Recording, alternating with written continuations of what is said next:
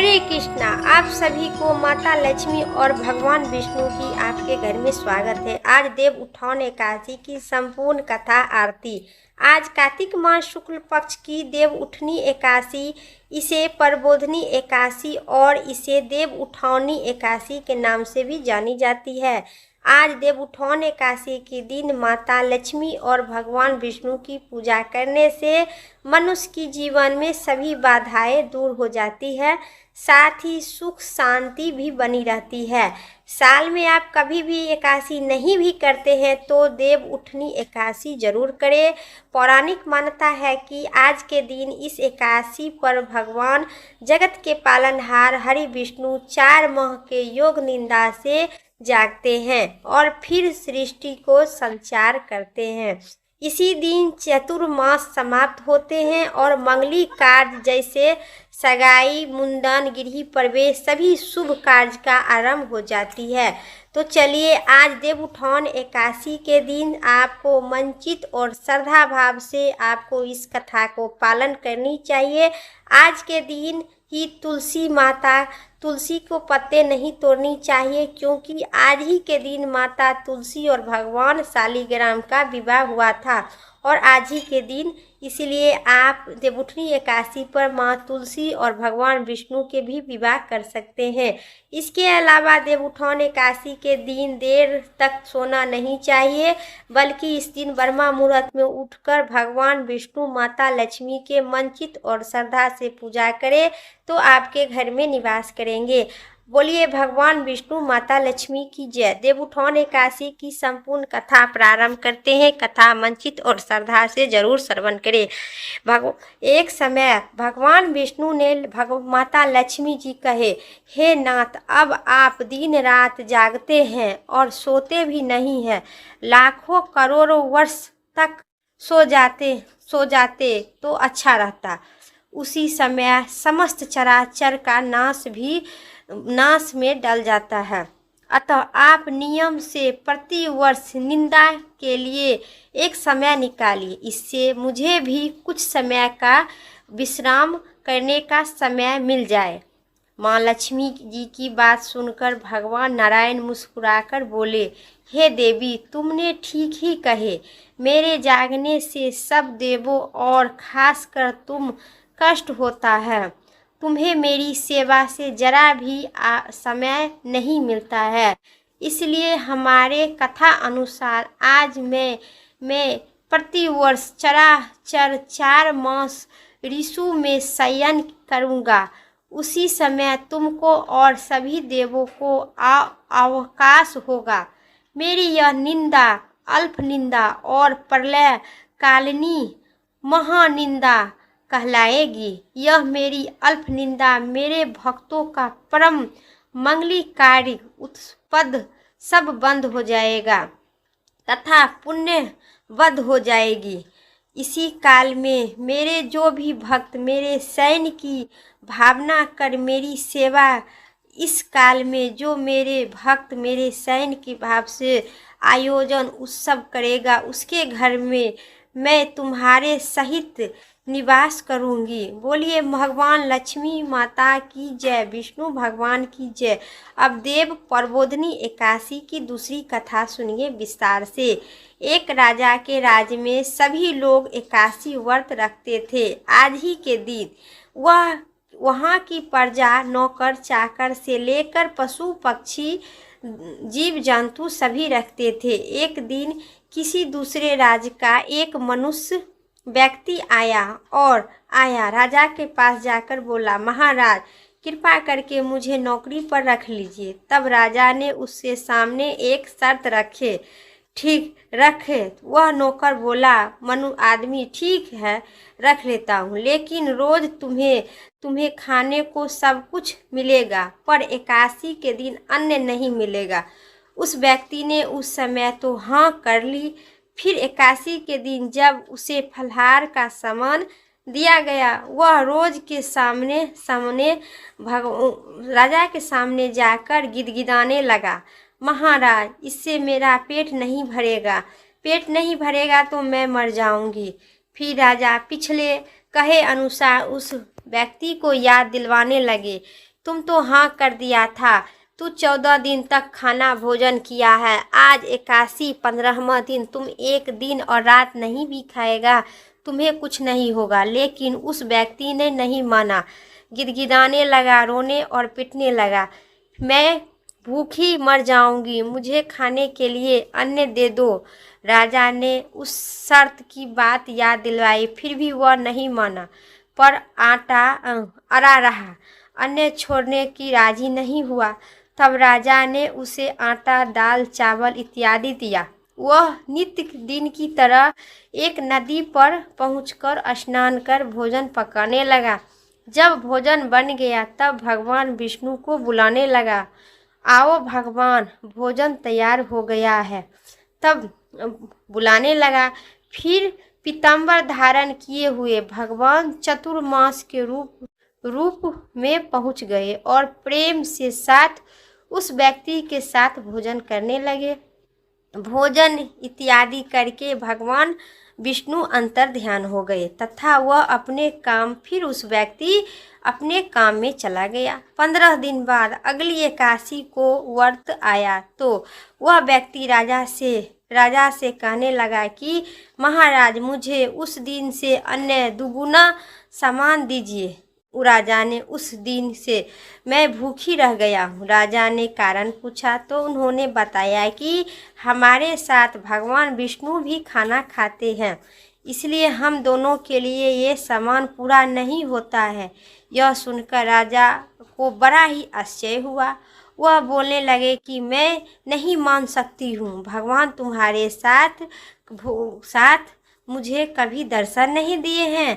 राजा की बात सुनकर वह व्यक्ति, महाराज, यदि विश्वास नहीं होता है तो चलकर देख लीजिए। राजा एक पेड़ के पीछे बैठ गया।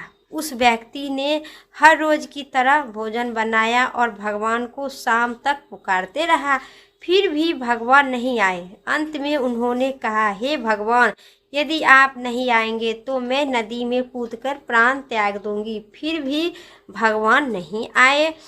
तब वह प्राण त्यागने के उद्देश्य में नदी की तरफ बढ़ने लगा। प्राण त्यागने का उद्देश्य में फिर भगवान विष्णु ने प्रकट होकर उसे रोक लिए और उसके साथ बैठकर भोजन करने लगे। खा पीकर उसे अपने विमान पर बैठाकर अपने धाम वैकुंठ लोक ले गए। यह देखकर राजा ने सोच किया, वह व्रत उपास मेरा तंग रह गया और इस व्यक्ति ने बैठ के चल गया। वह भी मन में व्रत उपास करने का अंत में स्वर्ग की प्राप्ति हुआ। वो भी राजा। मेरा बोलिए भगवान विष्णु की जय। अब सुनिए देव उठनी एकादशी की कथा विस्तार से। एक नगर में एक राजा था। उनके राज्य में सभी लोग बहुत खुशी से रहते थे। उस नगर में एकादशी को भी अन्य नहीं कोई खाता था, नहीं छूता भी नहीं था। सभी लोग फलाहार करते थे। एक बार भगवान ने राजा की परीक्षा लेनी चाहिए। भगवान ने एक सुंदर स्त्री के रूप धारण कर और साथ सड़क पर बैठ गए। तभी राजा उधर से निकलकर आ रहे थे। सुंदरी स्त्री को देखकर चकित हो गए। उन्होंने पूछा, हे सुंदरी, तुम कौन हो और इस तरह यहाँ पर क्यों बैठे हो? तब सुंदर स्त्री बने भगवान विष्णु ने बोले, मैं निधार हूँ। नगर में मेरा कोई जान पहचान के नहीं है।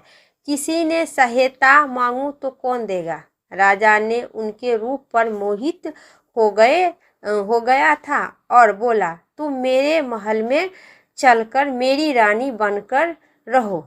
सुंदरी बोली, मैं तुम्हारी बात मानूंगी, पर तुम्हें राज्य का अधिकार मुझे सौंपना होगा। राजा पर मेरा पूर्ण अधिकार होगा। मैं जो भी मांगूंगी तुम्हें खाना होगा और शिकार भी करना होगा। राजा उनके रूप पर मोहित था, अतः उनकी सभी शर्त स्वीकार कर ली। अगले दिन एकादशी था। रानी ने हुक्म दिए कि बाजारों में अन्य दिनों की तरह अन्न बेचना बेचने के लिए जाओ। उन्होंने घर में मांस, मछली इत्यादि पकवाकर और परोसकर राजा के खाने के लिए कहे। यह देखकर राजा बोले, रानी आज एकादशी है, मैं तो केवल फलाहार ही करूँगा। तब रानी ने शर्त के याद दिलवाए सिर और बोली, यह तो खाना आपको खानी होगी तो मैं बड़े राजकुमार का सिर काट दूंगी। राजा ने अपनी स्थिति बड़ी रानी से कही तो बड़ी रानी बोली, महाराज धर्म न छोड़ो, बड़े राजकुमार को सर दे दो। पुत्र तो फिर मिल जाएगा पर धर्म नहीं मिलेगा। इसी दौरान बड़ा बेटा राजकुमार खेलकर आ गया। माँ की आंखों में आंसू देखकर वह रोने लगा और कारण पूछा तो माँ ने उसे सारी बात बता दी। तब वह बोला, मैं अपना सिर देने के लिए तैयार हूँ। पिताजी धर्म का रक्षा करो, धर्म नहीं छोड़ो, धर्म छोड़ना जरूरी नहीं है। ऐसा कहकर वह राजकुमार भगवान विष्णु ने राजा के पुत्र को सिर लेने के लिए तैयार हो गए।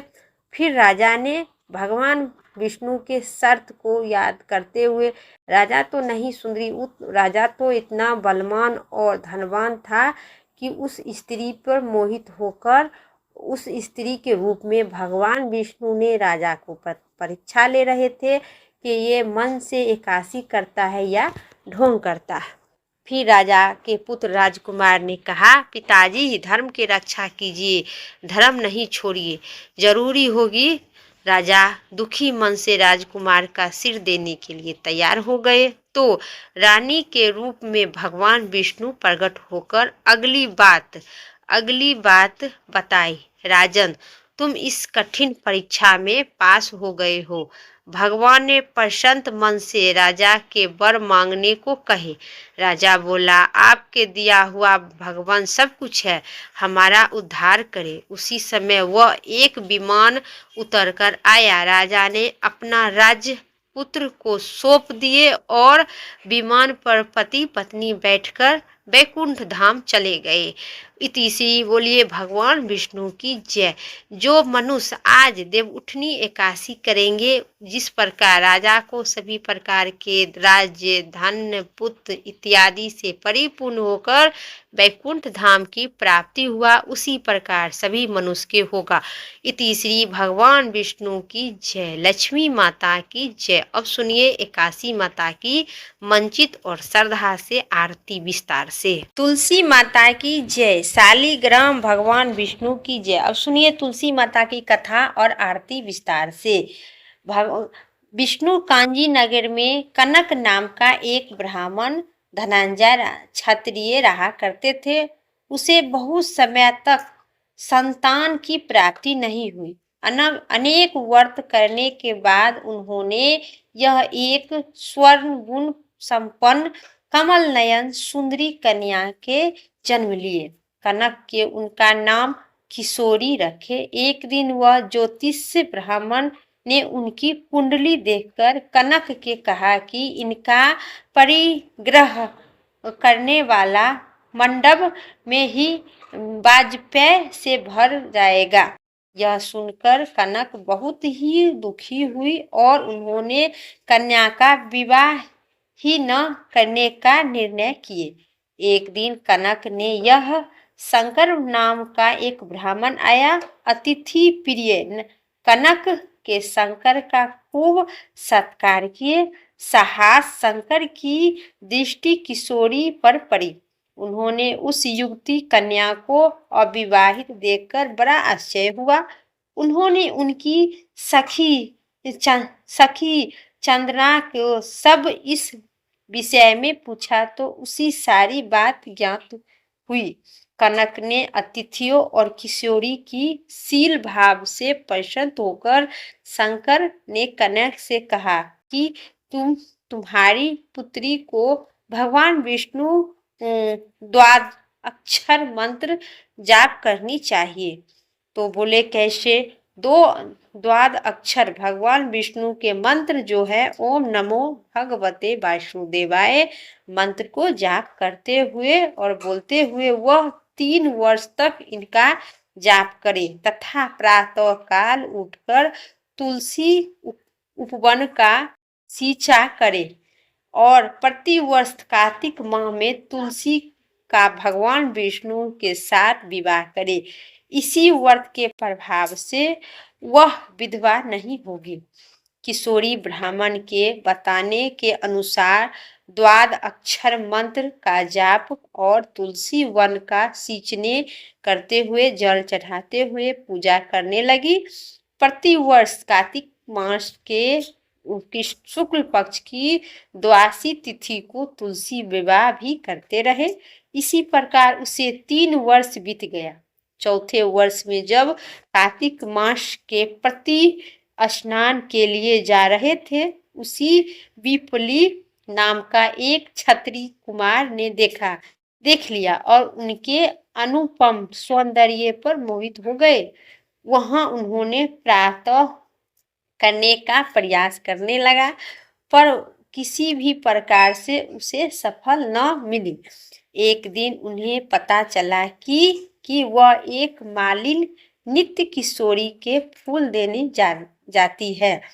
वह जानकर उस मालिन से मिला और धन देकर उसे अपने पत्र में शामिल कर ली। अब वह वहां नियम प्रतिदिन मालिक की लड़की बनकर स्त्री भेष में किशोरी को फूल देने जाने लगा। उसी समय विष्णु कांजी ने यज्ञसेन नाम का राजा राज करते थे। उनके पुत्र का नाम भी मुकुंद था। एक दिन मुकुंद ने किशोरी के रूप पर सौंदर्य मोहित हो गई और प्रशंसा सुनी तो उन्होंने निर्णय कर लिया कि मैं किशोरी से ही विवाह करूंगा। उन्होंने इस आशय का संदेश किशोरी के पिता कनक को भी भेज दिए। राजा के मंत्री ने आकर कनक से विवाह की सहमति प्राप्त कर ली। आज कार्तिक मास शुक्ल पक्ष द्वादशी का दिन था। निश्चय करते समय किशोरी को लगन मंडप में बैठ गए। उसी समय भी किशोरी भगवान विष्णु और तुलसी का भी ध्यान कर रही थी। आधी रात को समय विवाह के लिए मुकुंद मंडप में आ रहे थे। वहां अन्य पुरुषों को दिए गए सिर्फ विपली ही स्त्री भेष में होने के कारण वह बैठ गए।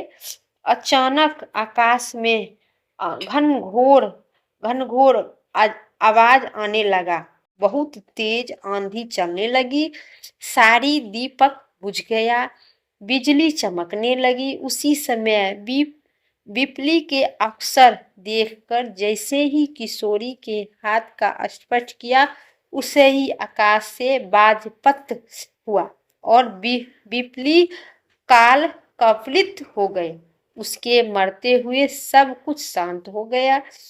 पुनः अब अवस्था हुआ। मुकुंद और किशोरी को सकुशल देखकर सब लोग प्रसन्न हो गए। प्रसन्नता पूर्वक कनक ने किशोरी का मुकुंद के साथ दे दिए और इसी प्रकार तुलसी व्रत के प्रभाव से विधवा योग भी समाप्त हो गया और किशोरी राजरानी बन गई। बोलिए तुलसी माता की जय। अब सुनिए तुलसी माता की कथा समाप्त हुई। हे तुलसी माता सबके दाता, जिस प्रकार आप उस ब्राह्मण कनक के पुत्री किशोरी के विधवापन छूट गया, उसी प्रकार जितना माता एवं बहनें इस कथा सुनते हैं उनके सभी प्रकार के मनोवांछित फल की प्राप्ति देना। अब सुनिए तुलसी माता की आरती विस्तार से। तुलसी महारानी नमो नमो, हरि के पटरानी नमो नमो, धन तुलसी पूरन तब किन्हो, शालिग्राम बनी पटरानी, तुलसी महारानी नमो नमो। जाके पत्र मंजरी कोमल, श्रीपति चरण कमल पटरानी, धूप दीप नवेद्य आरती, पुष्प की वर्षा पटरानी, तुलसी महारानी नमो नमो। 56 भोग 3600 व्यंजन, बिन तुलसी हरि एक न मानी। शांति सखी मैया तेरी, यस गावे भक्ति दान दिजो महारानी, तुलसी महारानी नमो नमो। शिव के पटरानी नमो नमो। बोलिए तुलसी माता की जय। आज कार्तिक मास महात्म की 26वां अध्याय कथा समाप्त हुई। उम्मीद करते हैं आपको इस कथा आज की अच्छी लगे तो लाइक करें, चैनल पर नए सब्सक्राइब करके कमेंट बॉक्स में भगवान विष्णु और माता तुलसी की जय जरूर लिखें। ओम जय एकादशी माता मैया, जय एकादशी माता, विष्णु पूजा व्रत को धारण करी सकती मुक्ति पाता। ओम जय एकादशी माता, तेरे नाम गिनाऊं देवी, भक्ति प्रदान करनी, गनि गौरव की देनी माता, शास्त्रों में वर्णी। ओम जय एकादशी माता, माघ शीष के कृष्ण पक्ष की उत्पन्ना, विषतारी जन्मी, शुक्ल पक्ष में होए मोक्षदा, मुक्तदाता बन आई। ओम जय एकादशी माता मैया, जय एकादशी माता, पूष के कृष्ण पक्ष के सफला नामक है, शुक्ल पक्ष में होए पुत्रदा, शुक्ल पक्ष में होए पुत्रदा, आनंद अधिक रहे। ओम जय एकादशी माता मैया, जय एकादशी माता, नाम सटतिला माघ मास में कृष्ण पक्ष आवे, शुक्ल पक्ष में जया कहलावे, विजय सदा पावे। ओम जय एकादशी माता, विजय फागुन कृष्ण पक्ष में, शुक्ल पक्ष अमलकी, पाप मोचनी कृष्ण पक्ष में, चैत्र महाबली की। ओम जय एकादशी माता, चैती शुक्ल पक्ष में कामदा धन देने वाली, नाम बरुथनी कृष्ण पक्ष में, वैशाख महाबली। ओम जय एकादशी माता मैया, जय एकादशी माता, शुक्ल पक्ष में होए मोहिनी, अपरा जेठ कृष्ण पक्ष में, नाम निर्जला सब सुख करनी, शुक्ल पक्ष रखनी। ओम जय एकादशी माता, योगनी आषाढ़ में जानो कृष्ण पक्ष करनी, देव सैनी नाम कहावे, देव सैनी नाम कहलावे, शुक्ल पक्ष धरनी। ओम जय एकादशी माता, कायमिका सावन मास में आवे, कृष्ण पक्ष करिए, सावन शुक्ल पक्ष में होए, पवित्रता आनंद से रहिए। ओम जय एकादशी माता, अजा भाद्रपद मास कृष्ण पक्ष की परवर्तनी शुक्ला, इंदिरा आसीन कृष्ण पक्ष में, भव से सागर निकला। ओम जय एकादशी माता, पाप कुशा है शुक्ल पक्ष में, आप हर निहारी, रमा मास कार्तिक में आवे, सुखदायक भारी। ओम जय एकादशी माता मैया, जय एकादशी माता, देव उठनी शुक्ल पक्ष की, दुख नाशक मैया, पावन मास में करूँ, पावन मास करूँ, विनती पार करो नैया। ओम जय एकादशी माता, परमा कृष्ण पक्ष में, जन मंगल करनी है मैया, जन मंगल करनी, शुक्ल मास में होए, शुक्ल मास में होए, परवर्तनी दुख दरिद्रता हरनी। ओम जय एकादशी माता मैया जय एकादशी माता, जो कोई आरती एकादशी की भक्ति हिति गावे, जन गुरुदता स्वर्ग का वास निश्चय वह पावे। ओम जय एकादशी माता, मैया जय एकादशी माता। बोलिए माता एकादशी भगवान विष्णु की जय। आज के तिथि एकादशी की आरती समाप्त हुई। उम्मीद करते हैं इस वीडियो अच्छी लगे तो लाइक कीजिएगा, चैनल पर नए सब्सक्राइब करके कमेंट में एकादशी माता की जय जरूर लिखे, भगवान विष्णु की जय जरूर लिखे। फिर नेक्स्ट वीडियो लेके आते हैं, तब तक के लिए भगवान विष्णु और माता लक्ष्मी की जय। हर हर महादेव।